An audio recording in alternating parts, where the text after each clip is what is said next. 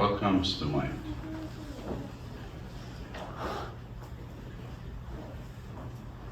It's not actually one thing. And sometimes, as an Orthodox, I get confused. The cross is not one thing, it's three. One is the physical wood, the plank of wood that Jesus was crucified upon. And to us that is significant in many ways. First, today we celebrate the honoring of that piece of wood, the physical plank that Jesus was crucified upon.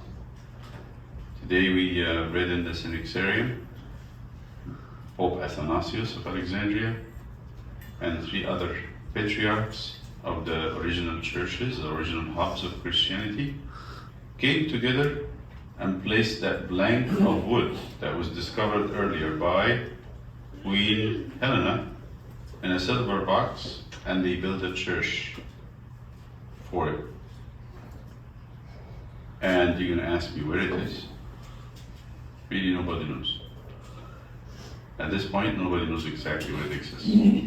But we have little slivers of it everywhere.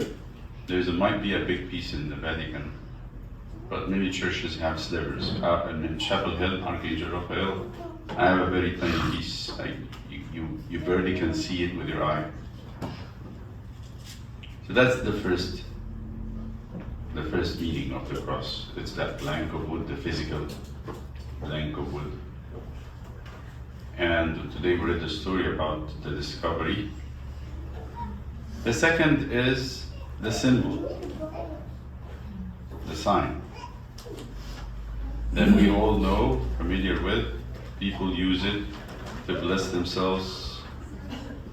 People use it to hang on our bedroom, which I think I recommend for everyone. Last night we had this little journey back in time when Moses, standing on a hill where it was a rock standing up, that he had to strike for that rock to bring water. And you would agree with me, those of us who saw this movie, this documentary, it looked very suspicious. It's a 4-story tall rock standing on a hill, erect like this, like a monument, which is actually was natural. Nobody had erected this rock. And if you look at it and I ask you, what does that remind you of? You will tell me, this reminds me of the hill of Golgotha, where Jesus was crucified on. On the same spot, Moses stands his hands like that, praying to God and blessing the people that were fighting the Amalek.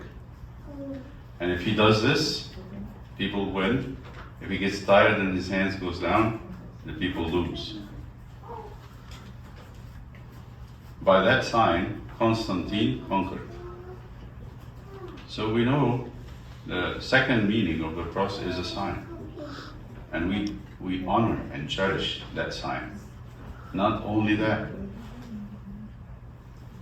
Jesus spoke to us in Matthew 24 about the last things. And he said that the very end, the sign of the Son of Man will appear in heaven. And we know the sign of the Son of Man is the cross. This will be the last thing seen from earth before everything ends. So the second meaning of the cross is a sign. What's the third meaning? And that meaning will take us a little bit more than a few words. The cross is a way of life, is a manner of living. We start by the Lord actually inviting us to this way of life. When he said, if you remember, if anyone wants to be my disciple, let him deny himself, carry his cross, and follow me. That's the third meaning of the cross. Beyond being a physical plank of wood, beyond being a sign of blessing and power, it is actually a way of living. So today we are going to investigate that. I want to focus on this because it seems like much deeper. So yes, I understand the sign of the cross. I bless myself with the sign of the cross because it's a sign of strength. We bless our food. We bless each other. I would love that every parent, before they send their kids to school in the morning, and they bless them with the sign of the cross. May Christ be with you, my beloved. Go in peace. May you have a fruitful day. But beyond that, it is a way of life. And what is the way of life that the cross portrays? How can we understand that? How do you go deeper into the mystery of the cross? How you dive into this heavenly life, which is interesting, because if you speak to anybody who a little bit have a common sense, human common sense, they say to you, so if your God come to earth and put on a human form and will live a life, out of all the ways of living, he would pick the way of the cross. Many people thought that was foolishness. This is stupid, according to our contemporary language. That's plain stupidity. Out of all the ways of living, St. Paul especially had gone deep into this mystery, gone too deep into it. He figured out something that actually it's a surprising but yet exciting discovery. St. Paul said, I discovered when I'm weak with Christ, then I am really strong. When I am weak with Christ, then I'm really strong. Therefore, he said, I rejoice, I'm happy when I'm persecuted. Not because I'm a masochist, right? I'm not really interested in being tortured. But as much as I'm deep in this union with Jesus and his suffering, the more I enjoy his strength. So that strength I'm looking at is not mine, nor can be given by the world. It is his. It's a discovery that someone has to make. And nobody can speak to you about it. So you're going to ask me, what is the cross for me, for each one of us? What is our cross? Because Jesus said it very clearly, and I think about it, if you think about it, he says, if anyone wants to be my disciple, let him deny himself and carry, there's what we call the pronoun, the pronoun, right? What's that? His or her cross. So that makes this very personal. It's my cross. It is not that cross. My cross. The Russian tradition have a story about this. They said one man one day was able to speak to Christ, and he said, my cross is too heavy. I can't take it. And Jesus said, okay, what do you want to do? He said, can I change it to some other crosses? He said, come. I have a room full of crosses. Pick the one you like. So he takes him on a journey, he goes to this room, enters the room, and he finds all kinds of crosses. Crosses with a little bit of, there's spikes on them, heavy crosses, big crosses, and he tried some of them and he couldn't lift them. And he found this little cross, not as thorny as the rest, and it's manageable. He could hold it in his hand. And he said, I like this one. And Jesus said, sure, that's the one you have. That is the one you have. So each one of us have a cross. And what can that be? What can the cross be? What can it be? Simply, it is something you might be needing, but you don't have it. As simple as that. A need you don't have. We all have needs. For example, you look into your needs. In addition to eating and drinking and air and rest and sleep, which we share with animals, we need to connect. We need to love, be loved. We need to be understood. We need to be listened to. We need to be comforted. We need to have justice in our life and fairness. We need to grow in knowledge. We need to develop our talents. We need to be appreciated. Imagine any one of those needs that is not possible for you. That is your cross.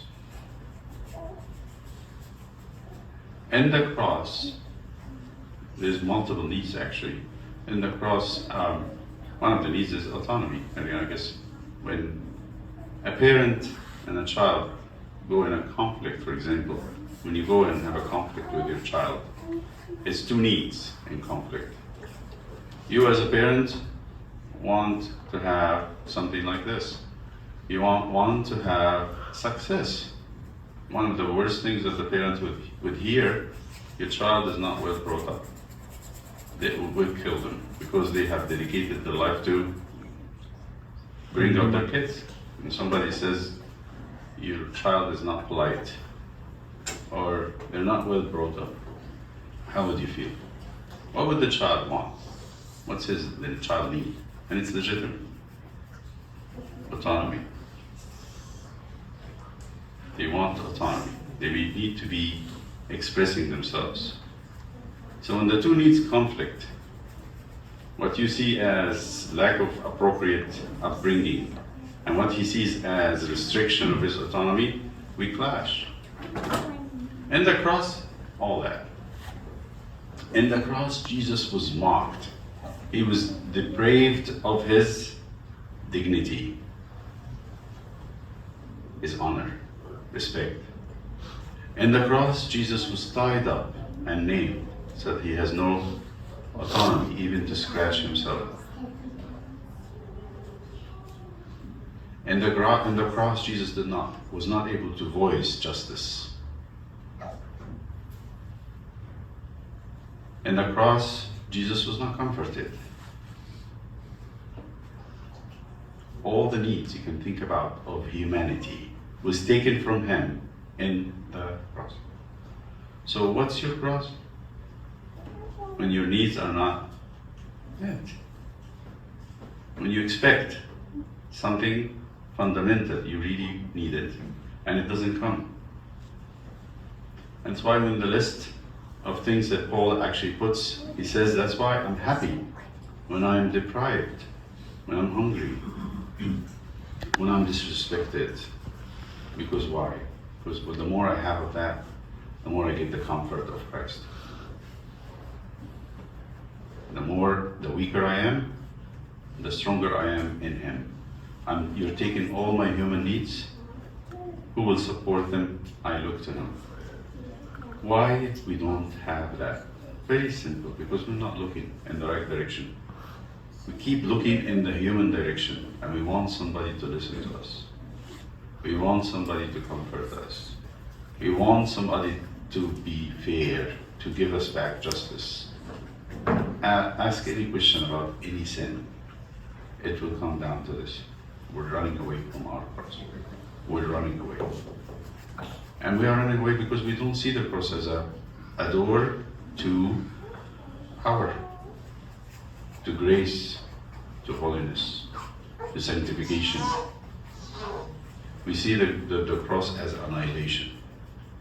As a human, I will die unfulfilled. And this to us is a very scary thought. But think about him, and that's what the letter to the Hebrews would say. who endured such resistance from the evildoers to the end. When Jesus died on the cross, he got no honor. When he died, he got no comfort. He got nothing.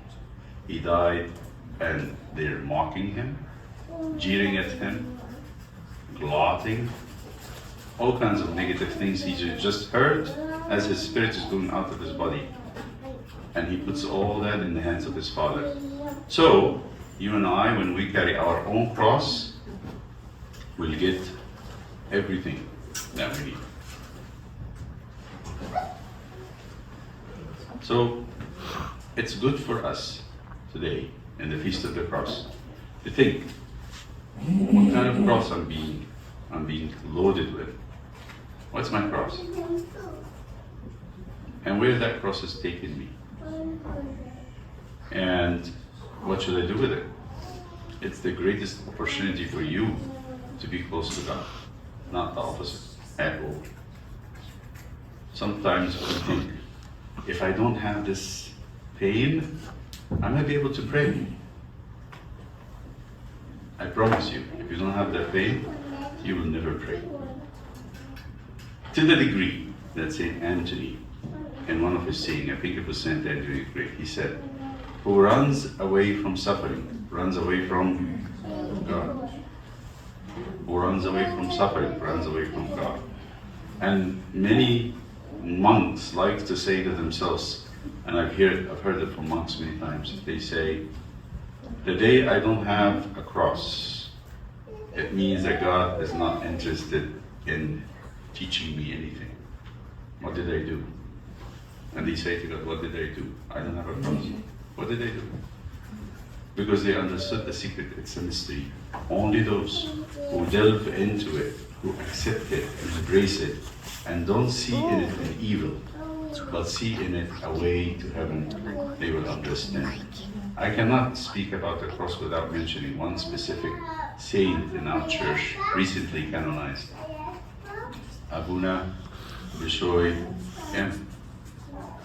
And they wrote books about him and his talk about the cross, his love for the cross. And there's a book, you can look it up, I think it's translated. It's called Abuna Bishara, The Carrier of the Cross. And one of the stories they said about him, one time he was visiting an older woman with cancer. And she was in pain. And he told her, you know, that's a very special sickness. You are destined to go to heaven with all the suffering you're going to go to heaven. And she said, you're speaking like this because you have nothing.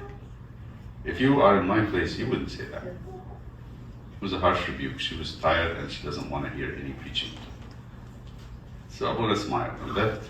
A year later, Abuna had cancer. Abuna Bishara, and he never stopped smiling, never stopped rejoicing in his suffering, and he died with it. He died with that cancer. He called it the sickness of heaven, sickness of paradise. So it is not it's not actually a theoretical preaching that you can hear in a sermon. Something needs to be tried, experienced, lived, and then you know. It's not really theory. It is actually very practical. The weaker we are, that's what St. Paul says, the stronger we are with Christ. Glory be to God, Father, the Son, and the Holy Spirit.